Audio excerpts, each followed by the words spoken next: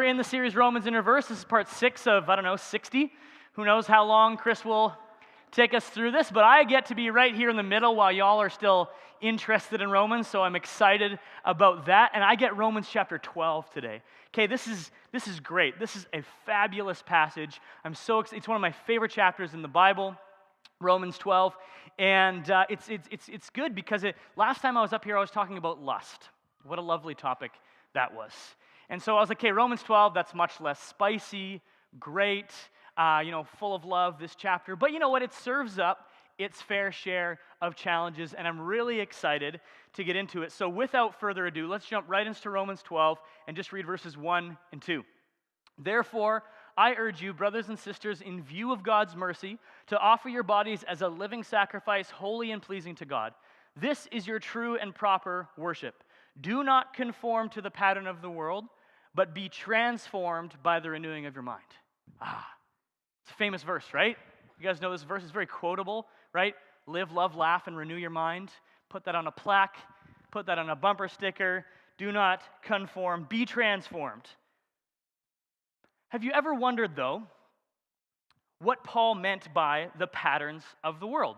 What are the patterns of the world? That's going to be our big question today. What are these patterns that Paul is talking about? And I was very curious as I was writing a message on it, and so I did my research, and I went to YouTube. Reliable source for theology, right? YouTube. It's where you find all of the best information on biblical scholarship and theology. So I typed into YouTube, the patterns of the world, or maybe don't be conformed to the pattern of the world. And I just clicked on the first video that came up. I was like, hey, let's just see what happens. So I clicked on the first video that came up, and it looked like it was maybe from the early 2000s, okay? It's used in a church service. And it said, do not be conformed to the pattern of the world on the top. And then it had like a slideshow of different things of the world.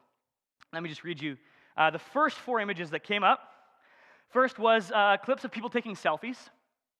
Okay, in the early 2000s, that was new. That was, newfangled. What's this? What's going on here with these phones? People taking selfies. People wearing revealing clothes. I'm not going to talk about that. It's not that message.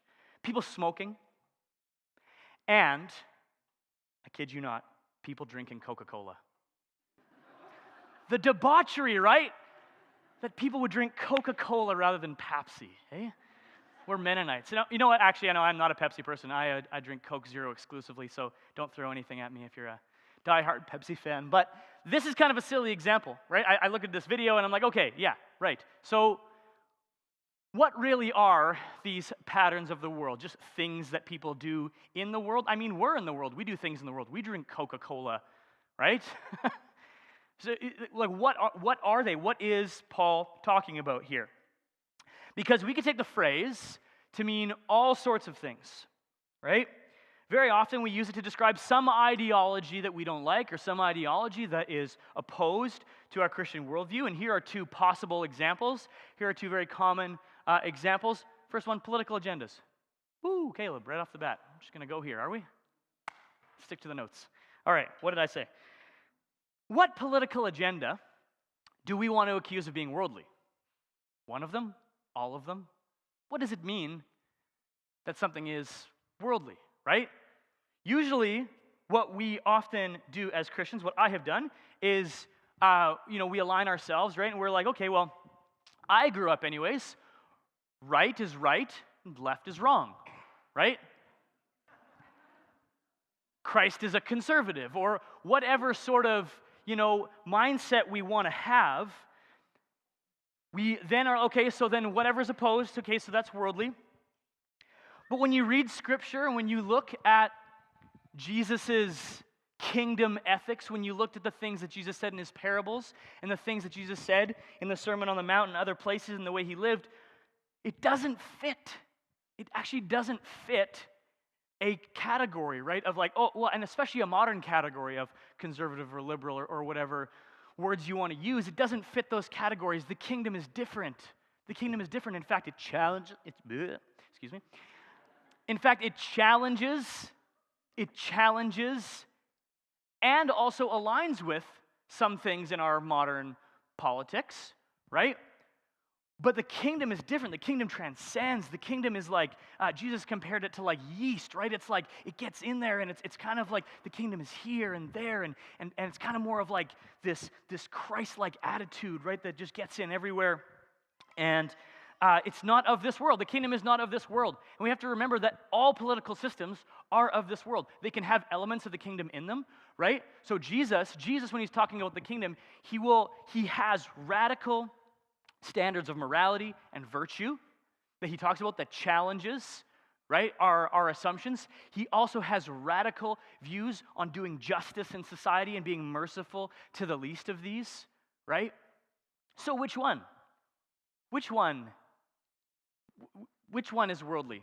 Well, all of them, and also all of them, well, not all, I can't speak for all, but there's elements of the kingdom, and there's also a bunch of things that are not the kingdom. So is that exact? Can we just pigeonhole it to just a specific thing? Here's another example. Another favorite kind of boogeyman for us as Christians is Hollywood, right? Or MSM, mainstream media. I'm pretty cool. It was just really long to write mainstream media, actually. But then I found out it was an actual abbreviation. So yeah, Hollywood, right? It's for Christians, it has been the embodiment of immorality for decades, and everything that's wrong with the world. And certainly we see some very different moral standards, especially when it comes to sexuality. But also we see greed and consumerism, which interestingly enough, you also see in the church, especially in North America. Ooh, that's interesting. What exactly are the patterns of the world? Because it's really simple to just say the patterns of the world are out there. They're outside of the walls of our church. Inside, we follow the pattern of Christ. Outside, it's the patterns of the world. Or, right, like those people out there, that's what you avoid. And in here, we have the patterns of Christ. But I have news for you.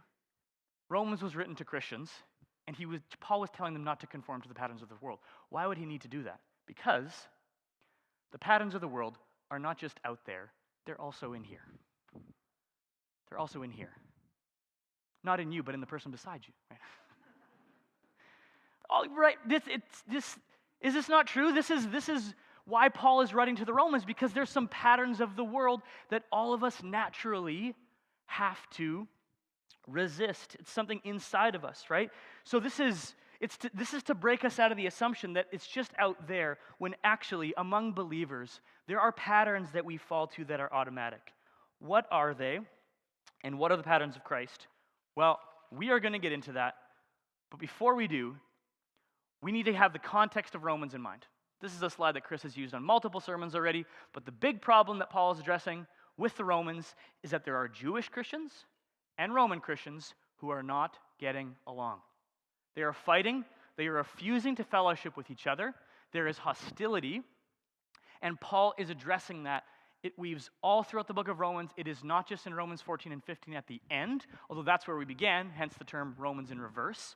So Paul builds up to that the whole time, but you can see his argument all throughout Romans. And when we look at, so a pattern of the world then, so therefore a pattern of the world is refusing relationship with believers who differ from us. Okay? Refusing relationship with believers who differ from us, or people who differ from us, right? That is a pattern of the world. It's a natural tendency to do that. So Paul, right before, I want to go back to Romans 12, the very first verse, the word therefore. Therefore is a word that says, pay attention to what just came before. And what came before? Well, in Romans 9, 10, and 11, Paul constructs like a Christopher Nolan level complex narrative, okay? So he has this really long 3-chapter, just like a 3-hour, I just saw Oppenheimer, so not recommending it from the stage, okay? Talk to your parents. Or look at the parent guide, because I was surprised, to tell you what. So it's a very long, it's a 3-chapter long argument. It's this huge thing, and he goes all over the place, right? We're actually not doing you'll notice, last week, Chris preached on Romans 8. This week, I'm doing 12.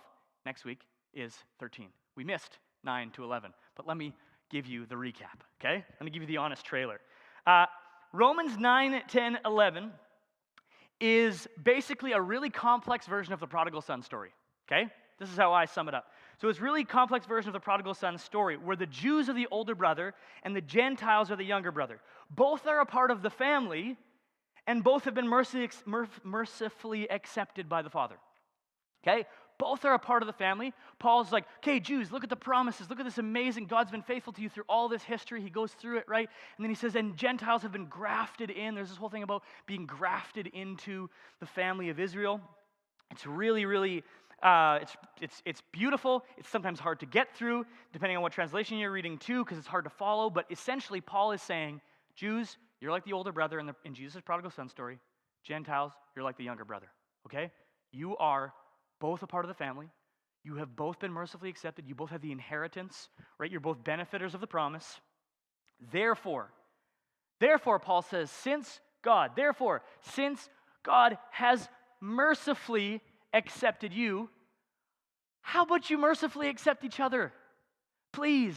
God was so merciful in including you in his family. Now you're fighting as a family. Come on. Have mercy on one another despite your differences. Jews and Gentile believers were divided by different ways of believing, different ways of practicing faith. Imagine that, hey? Imagine believers being divided about different beliefs and ways of practicing faith. Do we still struggle with that as a 21st century church? Steinbach struggle with that at all? This area? You know what? It's actually all of church history. It's a whole thing. It's a whole thing. You can go back. We struggle. We struggle to break out of the pattern of the world that when someone differs from us, we can still be in a relationship with them. We struggle with that. It's hard for us. It's a natural human tendency, a pattern of the world to huddle together with people who agree with us and throw stones at those who don't. It's natural. But as Christians, we are supposed to be different. We are supposed to be transformed by the renewing of our minds, right? We get so obsessed, though, with the question, who is in and who is out? And this happened with Jesus' disciples, too. This is in the book of Mark. This is the disciple John says to Jesus, Jesus, we saw someone driving out demons in your name, and we told him to stop. Stop it. Don't do that, because he was not one of us. Not one of us. Not one of us. Okay, so this guy, no, he's not part of our elite inner, we've got it right people. He's not one of us. And Jesus responds with, yeah, you're right. Yeah, you're right. We just us are allowed to get it right. No, Jesus says, do not stop him, for whoever is not against us is for us. Now, I'm focusing on Romans 12, so I'm not going to get into too much of this passage, but I am convicted by this interaction. I am convicted by this interaction. Because I have been the person looking down my nose at other Christians and thinking, you're doing it wrong. That's not it. Come on. It's arrogance, right? It's so easy. It's so easy. I'm convicted by this interaction. And I've got a meme just to break the mood, okay? You guys can all laugh and breathe deep. Ready? How good. All right. So we've got this Sunday school class, this membership class that's going on. We've got churches, Christian movements throughout history. Some of you read the punchline already. I'll explain to those who can't see it. Ever since Jesus, things have been branching out. People have been expressing their Christian faith in different ways. There's 45,000 different denominations we've learned, right, in millions of different churches. And here, at the very end of the branch, among all these other branches, is where our movement finally came along and got the Bible right. And Jesus is so lucky to have us, isn't he? We did it. We got it right. Yeah, but Caleb, come on. They can't all be right. Oh, no, you're right. We're the only ones that are right. They can't all be right. You see, even the question of who is right misses the point of what Paul is trying to say. Because clearly, theology is incredibly important, and we all, wrestle with and come to our conclusions. But Paul is trying to say that how we believe is just as important or more important as what we believe. How we believe is just as important or more important as what we believe. And holding on to our beliefs with pride, self-righteousness, and hostility towards others is a pattern of this world. That's what Paul's talking about. He sets this up throughout the book of Romans, that having pride, self-righteousness, hostility between you guys as believers, that's a pattern of this world. Break out of it. Be transformed by the renewing of your mind. How do we do that? Well, it starts by getting a really clear view of God's mercy towards us, which is why I love that Paul says at the very beginning, we're still on verse 1, by the way. Got a ways to go. Therefore, I urge you, brothers and sisters, in view of God's mercy. In view of God's mercy, that's not a throwaway line. This is important. In view of the mercy God has towards you. When you behold a God who is good, welcoming, merciful, inviting us into his family, when we behold that God, we become like that God. I want to talk about the word mercy, okay? I want to talk about just the word mercy here. What is mercy? Because if there ever was an underappreciated word in Christian English, I think it would be mercy. Mercy is often actually used to make grace sound better. And I have done this as a preacher. Okay, I've done this as a pastor. How many of you have heard the preacher definition? Mercy is getting what we don't deserve, but grace is getting, wait a minute. Let me read that again. I can't even get it right anymore because I don't like it anymore. Mercy is not getting what you deserve. Grace is getting what you don't deserve. So mercy is not getting what you deserve. Grace is getting what you don't deserve. I'm not even going to put it on screen because I don't like that anymore.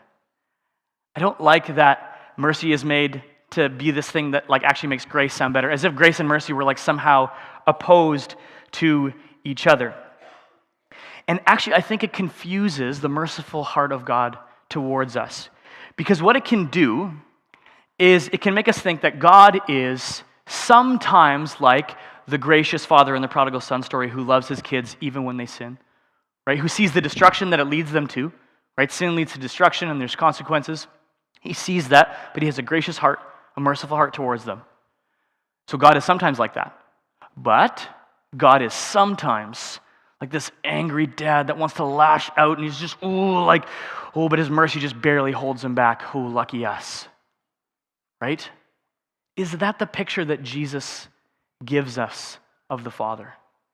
Is that the picture that is painted by the person who said, if you've seen me, you've seen the Father? How I interact with my children.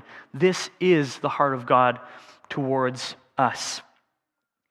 He's the type of God who loves even his enemies, even those who put him on a cross. Do you know what this word mercy means in Greek? It's only used, there's 3 different words for mercy that's used in the New Testament. This one is called oiktirmos, which is fun to say. Oiktirmos. Sounds like a lotion. But oiktirmos is a gut-level compassion. It is a word that is related to your intestines. It's a very visceral word. And why intestines? Because that's where sort of the emotions, like the strong emotions came from. Right? So in your gut, you have this feeling of compassion or pity. It's the type of feeling you would have if you saw a child break their arm, or you would have someone in your life who lost a loved one. It's the my condolences feeling. It's the, I just feel mercy towards you because there is something difficult that's happened. There's this guttural sort of compassion and pity that's being expressed.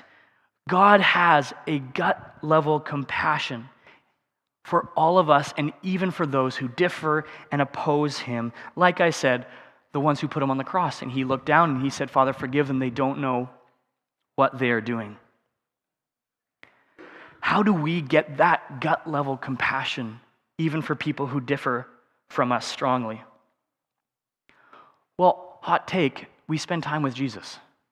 If you want to become like Christ, you spend time with Christ. You read the Gospels, you see the interactions that Jesus had with people. Right? You see this Jesus who doesn't just tell us to love our enemies, but actually loves his enemies himself. And you spend time with people who know that Jesus, who act like that Jesus. You follow them as they follow Christ, as Paul said. You get to know people who really embody this gut-level compassion for the people around them. And if you do that, if we do that, something amazing happens. Something amazing happens when we get that. If you get God's mercy, if you get God's mercy in your gut, if you get gut-level compassion for others, then, Paul says, you will be able to test and approve what God's will is, his good, pleasing, and perfect will. Then you will be able to test and approve what God's will is, his good, pleasing, and perfect will. Man, it makes me think, like, is it even possible? We talk about, sometimes we agonize over, like, oh man, what's God's will for my life? Well, do you have oiktirmos? Do you have gut-level compassion? Do you have the type of mercy that God has for you? Because I think if we would get that, then, we would know. We would know what God's, it says right here, right? If we get it, if we get transformed by the renewing of our mind, and we get renewed into mercy, then we'll be able to do the good, pleasing, perfect things for the people around us. People are attracted to mercy. A few months ago, I took a course at Providence called Theology of the Human Person. And our professor guided us through such non-controversial topics as abortion, maid, human evolution, gender, and sexuality. So that was, the room was ripe for differences and disagreements among my classmates and I. But that professor, his name is Patrick Franklin, he's a wonderful man.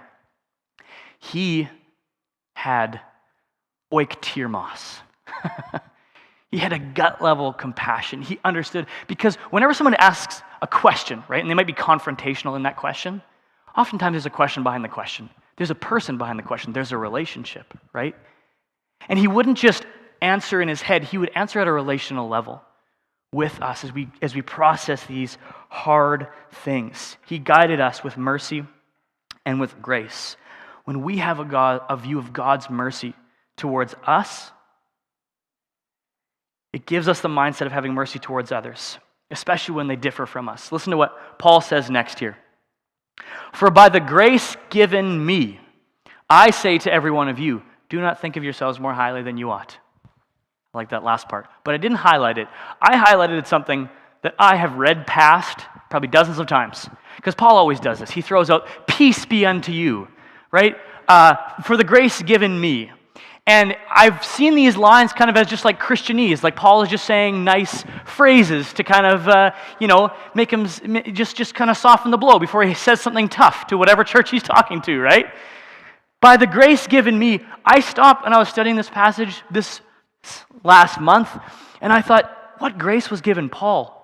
What mercy was extended towards him? How about the mercy that he was included in the family of God after he terrorized the family of God?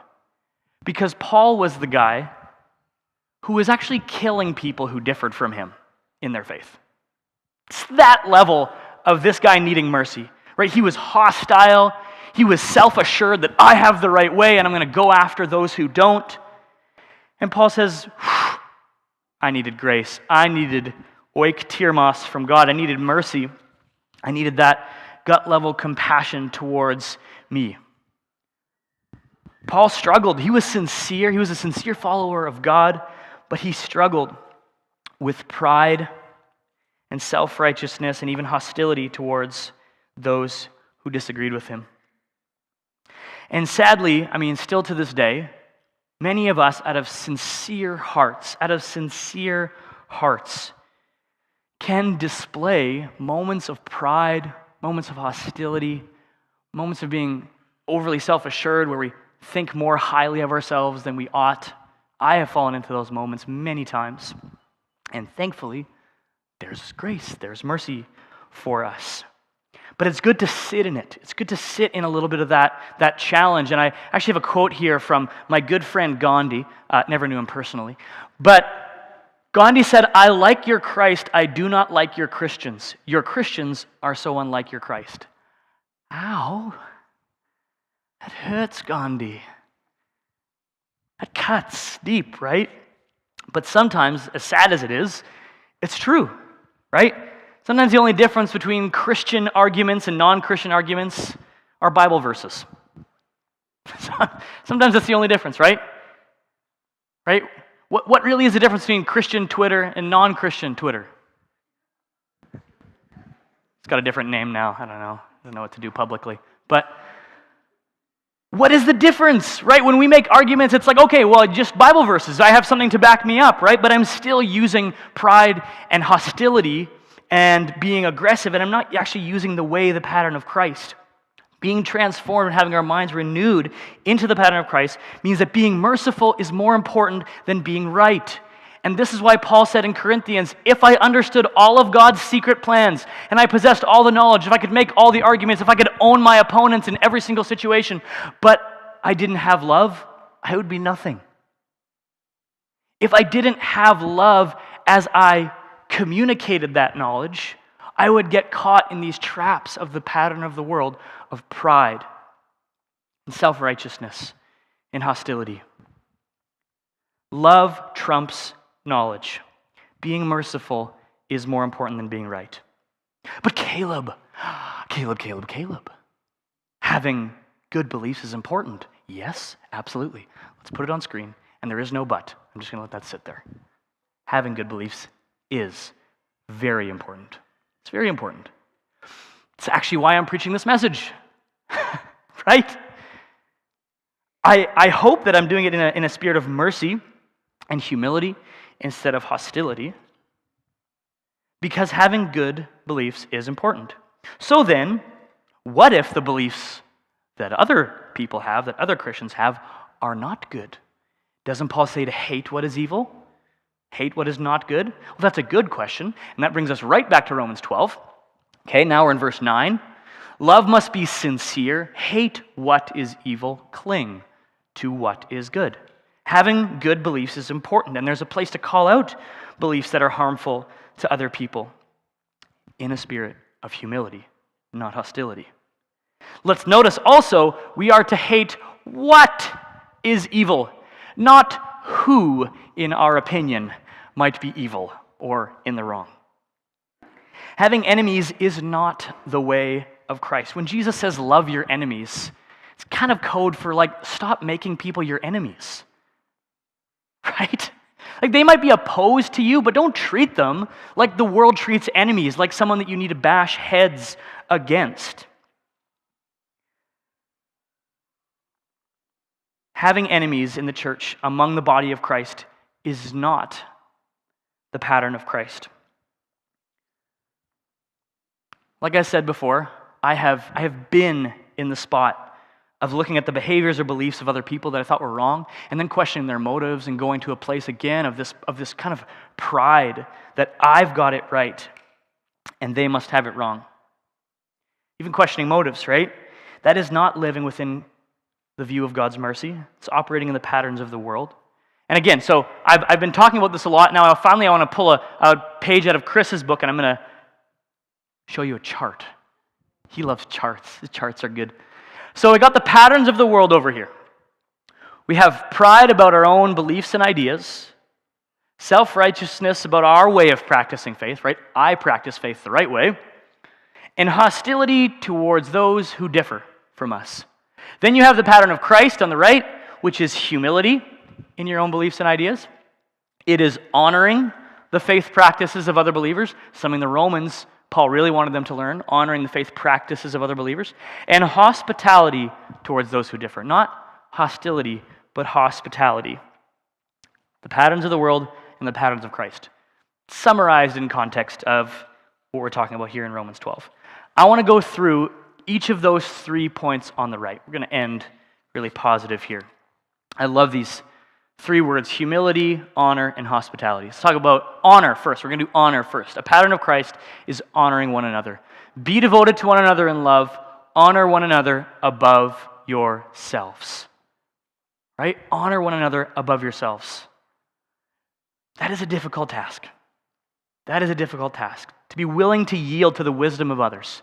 Not just to your own wisdom or the wisdom of your group, right? It's not natural. It's much easier to assume that I am right, which of course I am, but you might not be, right? So then you got to have, okay, that landed all right. lead balloon. All right. So it is super easy to love and to honor people who agree with you, right? Jesus said even the heathens do that. Even the heathens can love those who love them, can agree with those who agree with them, obviously, right? It's easy to honor people who think like you. It's harder to honor people that don't think like you, which is why, the fundamentalist Jews in Rome probably had adequate honor for each other, but I don't know how much honor they had for the hippy-dippy Gentiles, hence the whole book of Romans, right? The whole book of Romans, it's like, oh, these guys, these Romans, like, they're playing loose and fast with, all these things that we've grown up with, these rules, these laws. Like, it's very, very important to us. How do we make them conform, right? And Paul's like, there's actually a different way. There's a different way to conform. There's a different pattern, and that's the pattern of Christ, of honoring one another, showing humility, showing hospitality. What does it look like in practice? I think a good place to start is by learning to seek clarity instead of trying to win. I don't remember much about my pre-marriage course, but I do remember this one. This is a gem. It's for free. The goal of communication is to seek clarity, not victory. Spouses, can I get an amen? Yes, and you're amening to your spouse. Turn to them. No, don't do that. The goal of communication is to seek clarity, not victory, and the same applies for us as believers. We're not trying to own each other.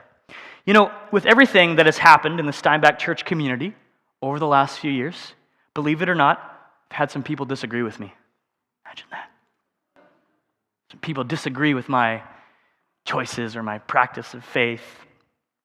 Some of these people were actually very close in a relationship too. So it hits close to home, right? One person comes to mind.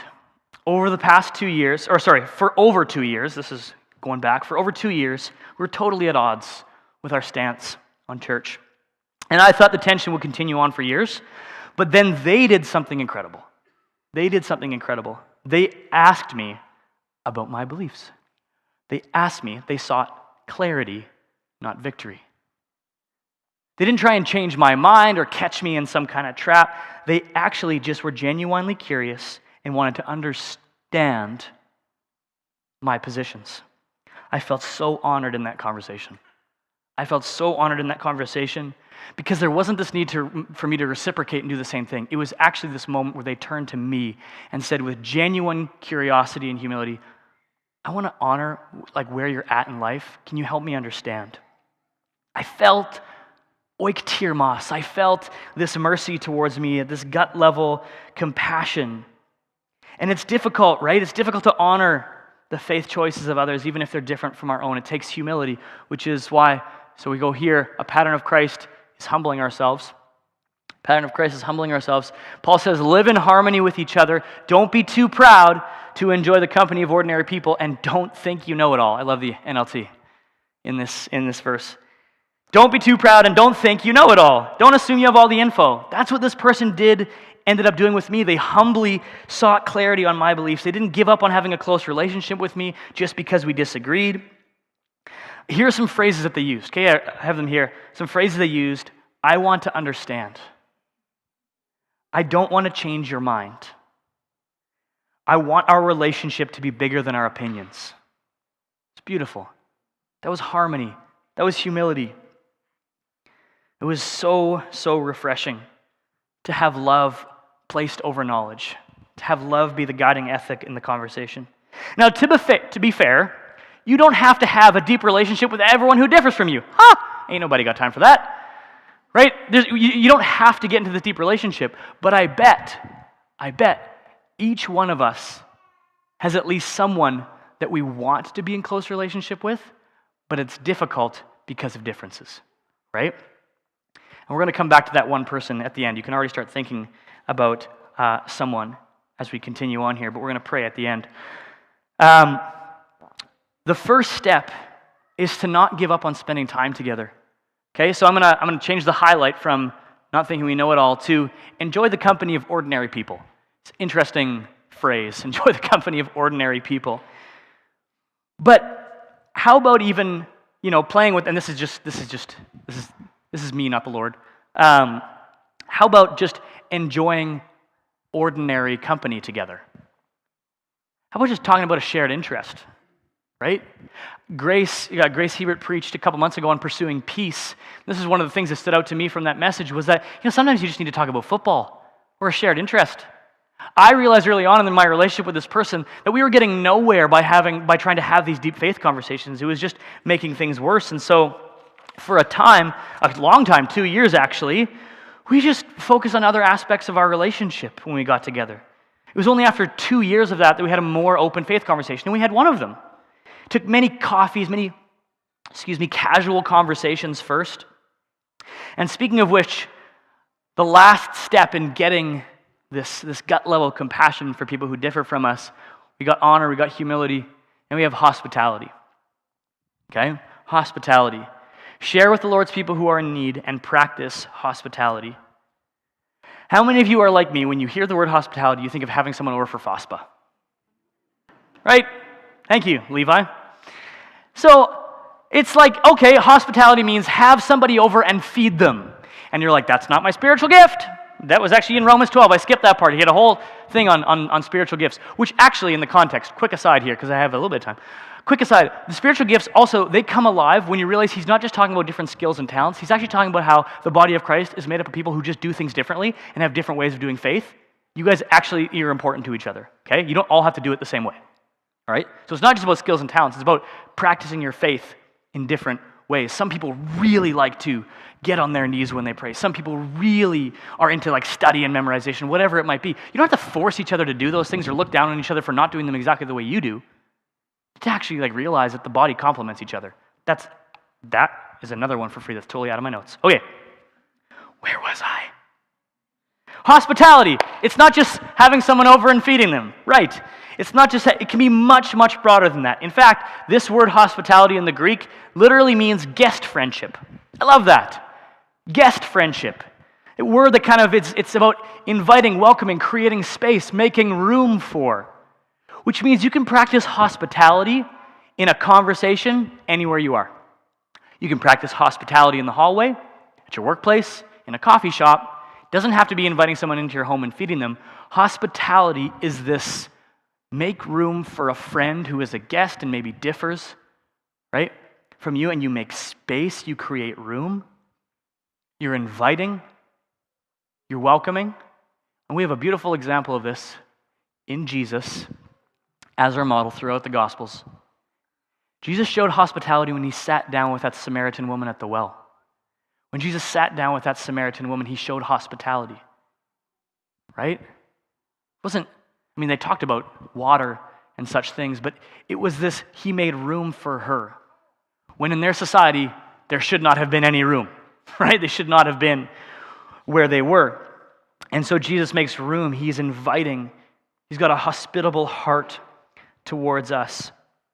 Another really tangible example of that type of hospitality, of creating room for a guest in a conversation, someone who differs.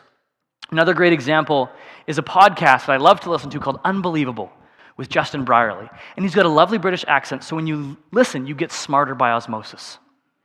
It increases your IQ as you listen to his voice. But actually, Justin Brierley doesn't even talk that much in the podcast. You notice his face is not even on here. These are his guests. He has people on, this is the premise of the podcast. He has people on that seemingly have two completely different views on an issue, opposing views, and he gets them together and they have a chat, and they practiced hospitality. They literally practiced hospitality.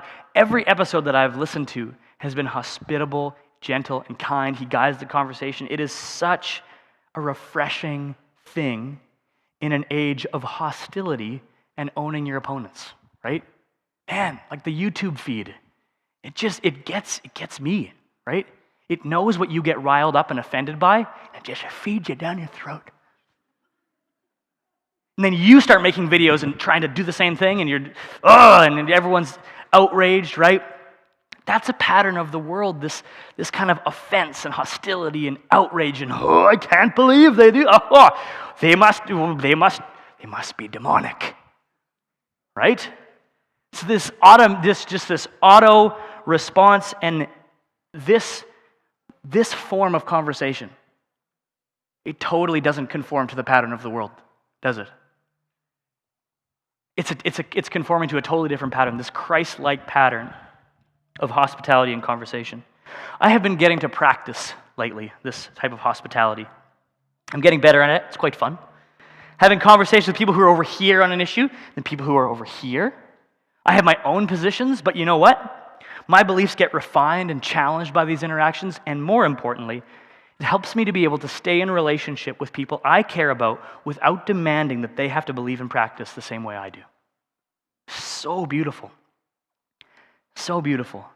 Again, going back to this chart, the pattern of the world is pride, self-righteousness, and hostility about our way of doing things or towards those who differ from us. But the pattern of Christ is humility, honoring others, and having hospitality towards those who differ. Being a Christ follower is not supposed to give us this moral high ground where we've got an intellectual trump card to win every argument. Being a follower of Christ gives us the default of gut-level compassion towards others and an attitude of humility towards ourselves. You know what? I finished with 2 minutes to spare. This is perfect. Finished with 2 minutes. Right, Brad? 2 minutes. We'd have a little bit of prayer time. Let's get that synth pad going. Can't pray without a synth pad, right? Goodness. Let's take a minute here to ask ourselves, who in my life do I need to practice humility, honor, and hospitality with? Who in my life can I practice that with? How would I go about doing that? Let's take a moment. I'm gonna close my eyes. I invite you to close your eyes too. Just to focus and say, man, God, which relationship is so important to me that I don't want to lose it because of my pride or because I get riled up over certain conversations. God, help me in that. God, help me to have a humble heart about the way that I see things. Help me to honor the way that other people see things. And then to make room by showing hospitality in the same way that you showed hospitality to us, God. You invited us into your family. What greater act of hospitality is there than that? To be invited freely into a family. God, as the body of Christ, and I don't just mean our church at Crossview, I mean across Steinbach and this region, around the world, God, your body is diverse, so many different expressions of faith. God, help us. Help us to honor that. Find ways to celebrate it while being confident yet humble in the way that you've revealed yourself to us. God, I pray we wouldn't have heard out of this that we need to discard anything that we hold dear to our hearts. No. God, you know us. You're merciful towards us. You know the things that are important to us that we value. God, just help us to extend that mercy to the people in our lives. In your name we pray. Amen.